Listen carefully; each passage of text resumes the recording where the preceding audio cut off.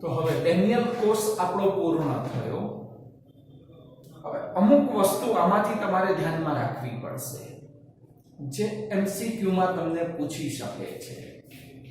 હવે દરેક ડેનિયલ કોષ એને તમે ગેલ્વેનિક કોષ કહી શકો, પણ દરેક ગેલ્વેનિક કોષને ડેનિયલ કોષ કહી શકાતો નથી. એટલે કે એક તો તમારા માટે ફિક્સ છે કે ડેનિયલ કોષ કહેવામાં આવે એટલે ડેનિયલ કોષ કોને કહેવાય તો કે જેમાં Zn અને Cu ના અર્ધકોષ હોય. તો આ જ અર્ધકોષ વાળું જે પાત્ર તેને તમે ડેનિયલ કોષ તરીકે ઓળખી શકો. ત્યાર પછીનો બીજો પોઈન્ટ કે ડેનિયલ કોષ એમાં થયું શું તો કે મેઇન રાસાયણિક પ્રક્રિયાઓ ડેનિયલ કોષ જેમાં એનોડ છે તો એનોડને હંમેશા વિદ્યુત રાસાયણિક કોષ એનોડ હંમેશા કહેવાય માઈનસ, કેથોડ કહેવાય પ્લસ. તમે ફિઝિક્સમાં ઊંધું ભણતા હશો એનોડ પ્લસ કેથોડ માઈનસ. આપણા માટે આ વિદ્યુત રસાયણ છે, ફિઝિક્સ એ વિદ્યુત વિભાજન છે. બંનેના સિદ્ધાંતો વિરુદ્ધ છે અને સિદ્ધાંતો વિરુદ્ધ એટલે એનોડ કેથોડના ચિહ્નો વિરુદ્ધ. આપણે આવશે પાછળ વિદ્યુત વિભાજન ત્યાં એનોડ પ્લસ પણ આવશે, પણ વિદ્યુત રાસાયણિક કોષ હોય ત્યાં હંમેશા એનોડ માઈનસ કેથોડ પ્લસ.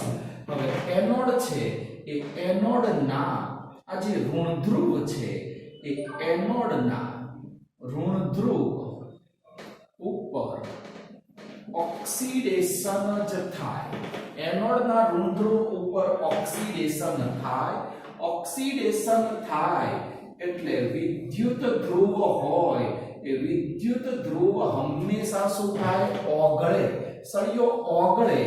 ઓગળે એટલે એમાંથી ઉત્પન્ન થયેલા આયનો એ હંમેશા ક્યાં જાય દ્રાવણમાં. સળિયો ઓગળે. ઓગળે એટલે ઉત્પન્ન થયેલા ધન આયનો હોય એ હંમેશા દ્રાવણમાં જાય અને દ્રાવણમાં જાય માટે એનોડ જે છે એ એનોડ માટે એનોડનો જે અર્ધકોષ છે એ એનોડ અર્ધકોષ એ ધનભાર યુક્ત જ હંમેશા બને છે. એટલે એનોડ અર્ધકોષ એ ધનભાર યુક્ત બને. અમુક વસ્તુ ફિક્સ યાદ રાખવાની આમ સમજીને. અને એનોડનું દ્રાવણ ધનભાર યુક્ત બને એટલે કે તેમાં ધન આયનોની સાંદ્રતામાં વધારો શક્ય બને છે. જ્યારે ઇલેક્ટ્રોનનું વહન હોય એ ક્યાં થાય તો કે ઇલેક્ટ્રોન એનું વહન બાહ્ય પરિપથમાં એનોડ થી કેથોડ તરફ થાય છે. તો ઇલેક્ટ્રોનનું વહન બાહ્ય પરિપથમાં એનોડ થી કેથોડ તરફ, જ્યારે આંતરિક પરિપથમાં વિદ્યુતનું વહન SO4-2 ના આયનો દ્વારા શક્ય બને ક્ષાર સેતુથી. તો ઇલેક્ટ્રોનનું વહન બાહ્ય પરિપથમાં એનોડ થી કેથોડ તરફ થાય, જ્યારે કોષના આંતરિક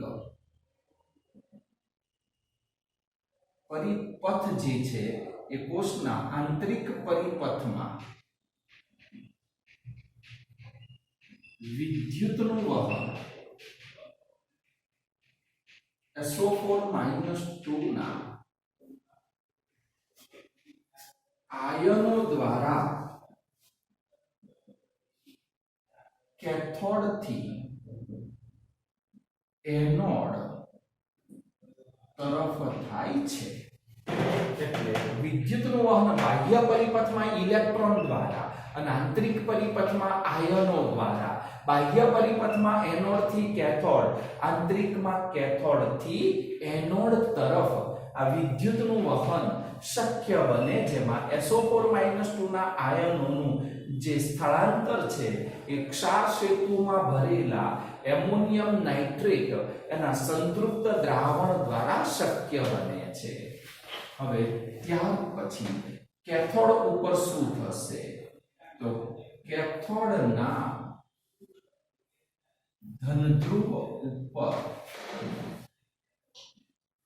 રિડક્શન થાય. એનોડના ઋણધ્રુવ ઉપર ઓક્સિડેશન, તો કેથોડના ધનધ્રુવ ઉપર રિડક્શન થાય. રિડક્શન થાય એટલે વિદ્યુત ધ્રુવ જે છે એ વિદ્યુત ધ્રુવ એની સપાટી ઉપર કોપર ધાતુ જે છે એ કોપર ધાતુ જમા થાય. એટલે દ્રાવણનું રિડક્શન, દ્રાવણમાંથી ધન આયનો ઇલેક્ટ્રોન મેળવે એટલે રિડક્શન, એટલે કેથોડના ધનધ્રુવ ઉપર રિડક્શન થાય. વિદ્યુત ધ્રુવની સપાટી ઉપર Cu ધાતુ શું થશે? જમા થશે. ધાતુ દ્રાવણમાંથી સળિયા ઉપર ગઈ. SO4-2 નું સ્થળાંતર કેથોડથી એનોડ તરફ થયું, માટે જે દ્રાવણ છે એ દ્રાવણની સાંદ્રતામાં શું થશે? ઘટાડો.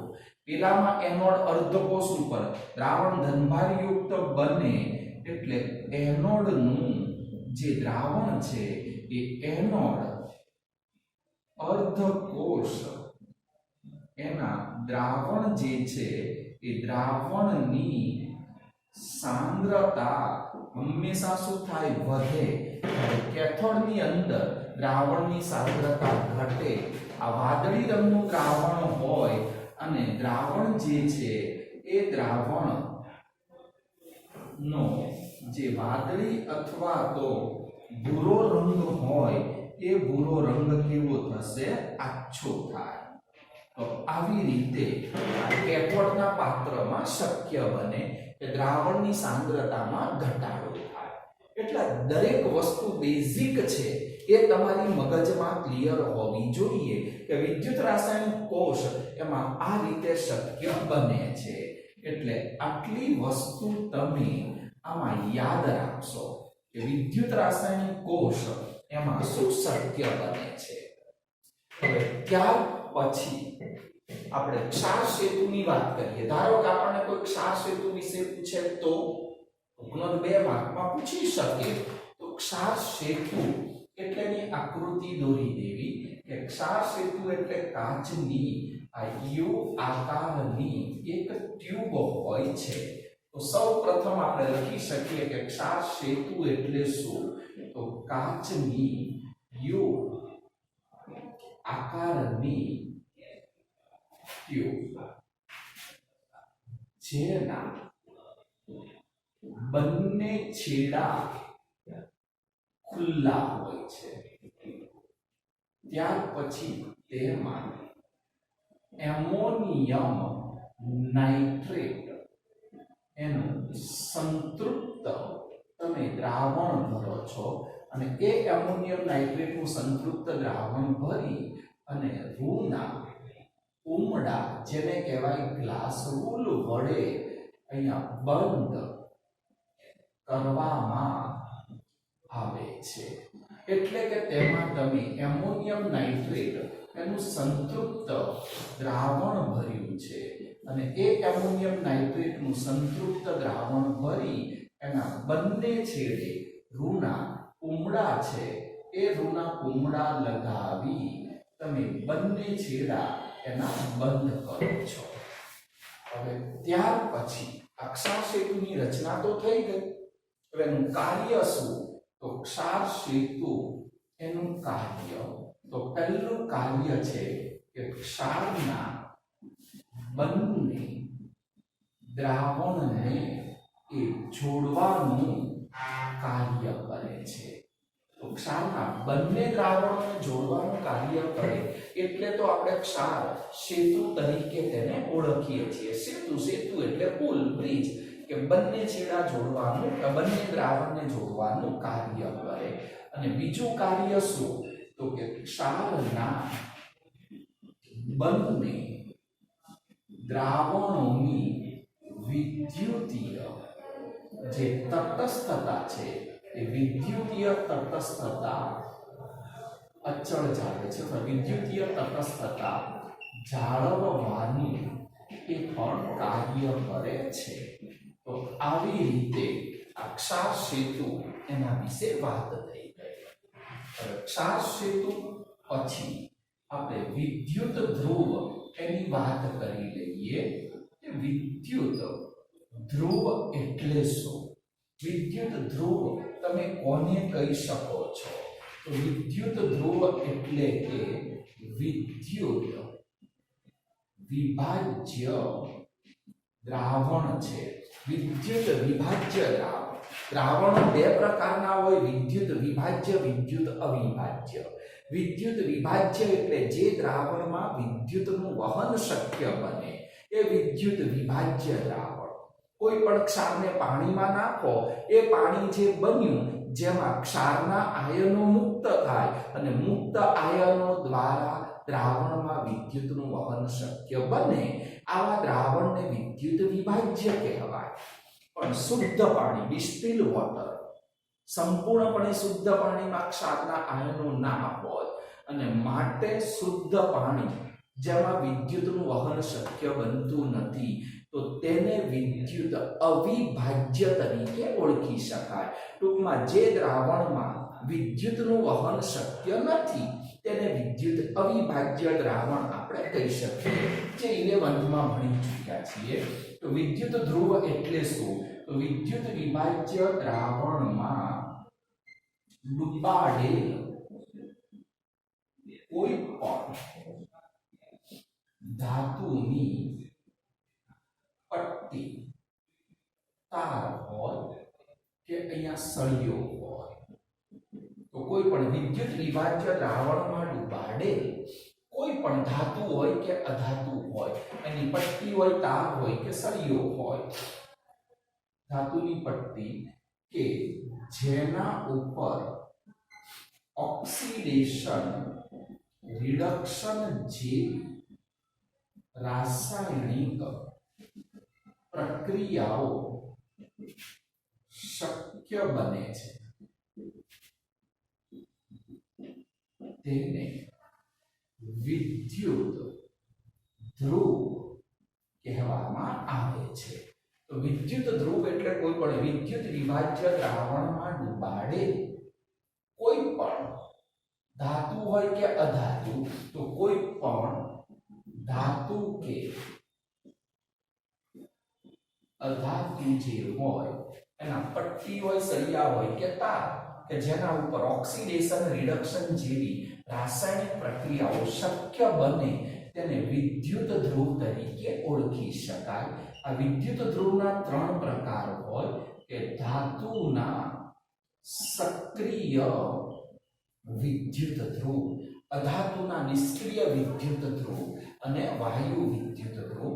તો ધાતુના સક્રિય વિદ્યુત ધ્રુવ એટલે કે જે વિદ્યુત ધ્રુવ ઉપર ઓક્સિડેશન રિડક્શન જેવી એટલે કે રાસાયણિક પ્રક્રિયાઓ, જે વિદ્યુત ધ્રુવ પોતે ઓક્સિડેશન રિડક્શન જેવી રાસાયણિક, તો જે વિદ્યુત ધ્રુવ રાસાયણિક પ્રક્રિયાઓ અનુભવે તેને ધાતુના સક્રિય વિદ્યુત ધ્રુવ કહે છે. જે વિદ્યુત ધ્રુવ ઓક્સિડેશન રિડક્શન જેવી રાસાયણિક પ્રક્રિયાઓ અનુભવવું એટલે એનોડ તરીકે લો તો ઓગળી જાય, કેથોડ તરીકે લો તો તેના ઉપર અન્ય ધાતુ જમા થાય, અને ધાતુના સક્રિય વિદ્યુત ધ્રુવ ગણી શકાય. ઉદાહરણ તરીકે કોપર, ઝિંક, સિલ્વર વગેરે. ત્યાર પછી બીજો પ્રકાર કે અધાતુ હોય એ અધાતુના નિષ્ક્રિય વિદ્યુત ધ્રુવ. તો અધાતુના નિષ્ક્રિય વિદ્યુત ધ્રુવ, નિષ્ક્રિય વિદ્યુત ધ્રુવ એટલે કે જે વિદ્યુત ધ્રુવ ઓક્સિડેશન રિડક્શન જેવી રાસાયણિક પ્રક્રિયાઓ અનુભવે ભવતા નથી, પ્રક્રિયાઓ અનુભવતા નથી, પરંતુ પ્રક્રિયા થવા માટે પોતાની સપાટી પૂરી પાડે તેને અધાતુના નિષ્ક્રિય વિદ્યુત ધ્રુવ કહે છે. તો અધાતુના નિષ્ક્રિય વિદ્યુત ધ્રુવ પોતે પ્રક્રિયા અનુભવે નહીં પણ પ્રક્રિયા થવા માટે પોતાની સપાટી પૂરી પાડે, જેમાં પ્લેટિનમ અને કાર્બન ગ્રેફાઇટ આ બંને વિદ્યુત ધ્રુવો જેમને અધાતુના નિષ્ક્રિય વિદ્યુત ધ્રુવો કહેવાય. અને ત્રીજો પેટા પ્રકાર કે વાયુ વિદ્યુત ધ્રુવ. આ જે વાયુ વિદ્યુત ધ્રુવ છે એ સામાન્ય રીતે નિષ્ક્રિય ધ્રુવને મળતો આવે. તો વાયુ વિદ્યુત ધ્રુવ કે જે સામાન્ય રીતે નિષ્ક્રિય વિદ્યુત ધ્રુવને મળતો આવે છે અને વાયુ વિદ્યુત ધ્રુવ કહેવાય. જેમાં આપણે વાયુનો ઉપયોગ કરીશું, ટૂંકનોંધ આવશે. તો તેનું ઉદાહરણ છે હાઇડ્રોજન વાયુ વિદ્યુત ધ્રુવ, ક્લોરીન વાયુ વિદ્યુત ધ્રુવ. તો આવી રીતે વિદ્યુત ધ્રુવ એના 3 પેટા પ્રકારો શક્ય બને. તો વિદ્યુત ધ્રુવ એટલે શું, તેના પ્રકારો જૂની બુકમાં આખો ટોપિક આપતો, એટલે એ પણ તમને ક્લિયર હોવો જોઈએ. ક્ષાર સેતુ વિશે ટૂંકનોંધ એ પણ તમને અલગ ક્લિયર હોવી જોઈએ. અને ક્ષાર સેતુનું કાર્ય શું છે, એની રચના અને કાર્ય એ બંને પોઈન્ટ પણ તમને ક્લિયર થઈ ગયા. ડેનિયલ કોર્સમાંથી એક આટલો ટોપિક તમે આ પણ યાદ રાખશો. અહીંયા સુધીનો આ પોઈન્ટ પૂર્ણ થયો.